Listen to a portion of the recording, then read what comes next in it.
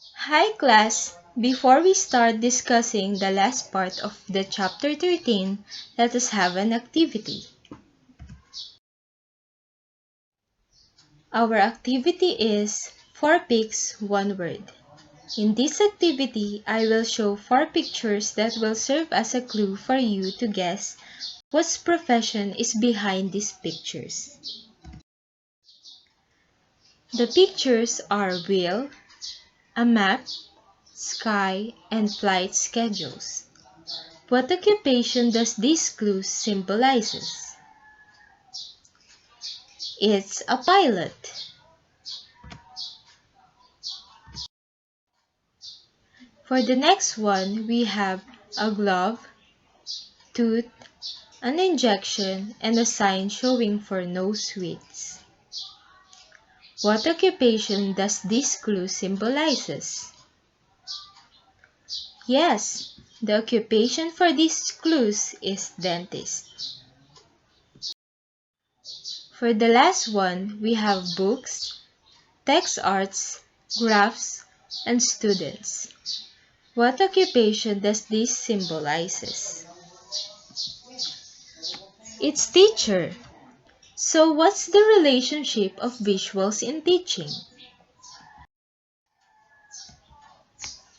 How do these visuals help teachers to conduct an effective teaching? Are the learners able to learn the target language more effectively by using materials with visuals? Let us find out in our discussion. But before that, let's have a preview session. In our last discussion, we learned about the roles of the teachers, designers, and writers in ensuring the validity of effectiveness of visuals, layouts, and design in language development. We also learned about the importance of collaboration, and lastly, about the visuals in prints and visual in our minds. For our objective in this discussion, students will discuss about the teacher's role in choosing visuals, layouts, and design. Teacher as a writer. There was a study that in most successful cases, teachers became writers with the supports of the publishers, editors, and designers. How is it possible? Trainings for teachers are provided because being a teacher and a writer at the same time helps to bring back the innovation, flexibility, and coherence in the material development. Some of the teachers feel that developing materials is beyond their abilities. However, there are many teachers that made a successful adaptation, and that should inspire teachers to develop their confidence because they played a vital role in developing and adapting a material. They should also put a greater effort on meeting the pedagogical objectives in using visuals, layouts, and design. So class, I will give you 10 minutes to individually write a reflection. And please answer the questions found in the screen. So let's continue our lesson and discuss the 7 efficient ways in using visuals, layout, and designs in a material. Number 1. Collect impactful visuals.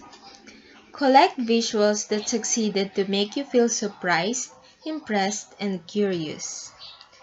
Then, consider locally relevant visuals, for they are obviously valuable and they are often raise timely issues and topics.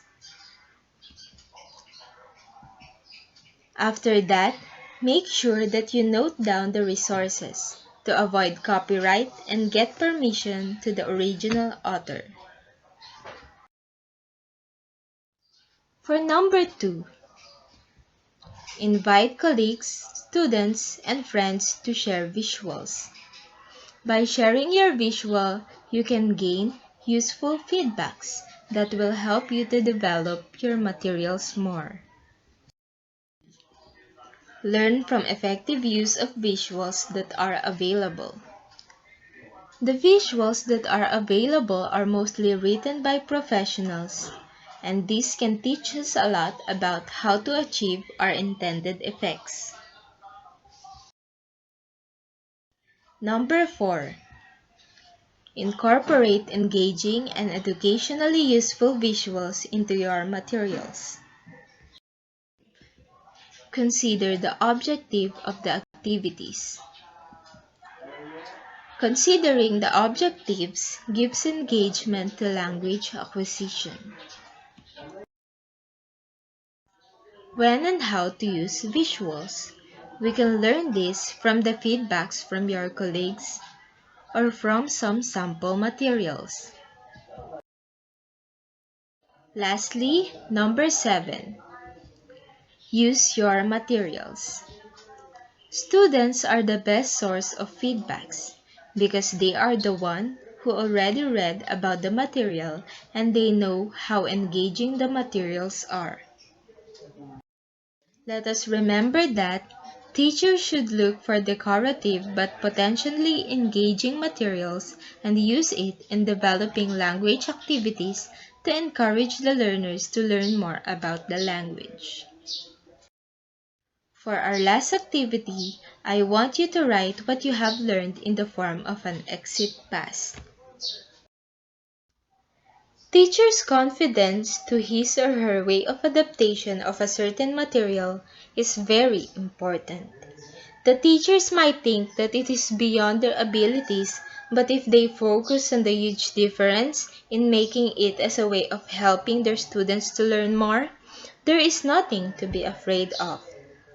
In Philippians 4:13, it says that, "I can do all things through Christ who gives me strength." As a future educator, let us not limit our abilities and may we all be willing to learn and improve more to sustain the learner's need in language learning.